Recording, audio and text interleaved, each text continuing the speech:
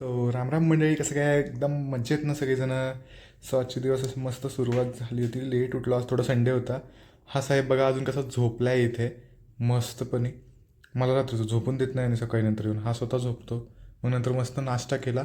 आमच्या मॅडमने नाश्ता बनवला होता सकाळ सकाळ. कंप्लेंट करत होती नंतर मम्मीला.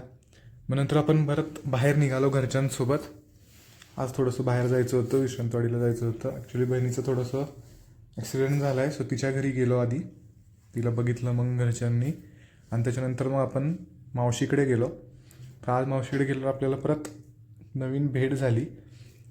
पण ते जाऊ सोडा. आता हा आपल्या समोरच्या गाडीवाला बघा, याची डिक्की पूर्ण उघडी, होंडा सिटीवाल्याची. ह्याला आम्ही सांगण्याचा खूप प्रयत्न केला की बाबा तुझी डिक्की उघडी आहे गाडीची, त्याच्यावर लक्ष दे, पण नाही. हे बघा, हा नवीन मेंबर आहे मावशीच्या घरातला. टिटूचाच भाऊ म्हणू शकता ह्याला, कारण सेम तसाच आहे. आता ह्याला बघा, मम्मी तिला कशी चिवळती आहे नंतर.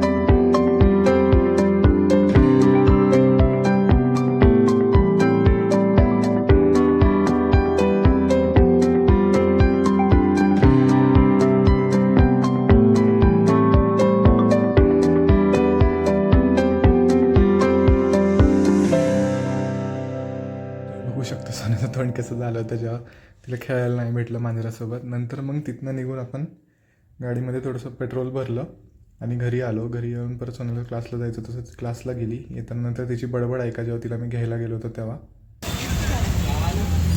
ही बस ही 340 नंबर नको तेव्हा जाते, मला पाहिजे तेव्हा येते. नंतर मग आपण बसवलं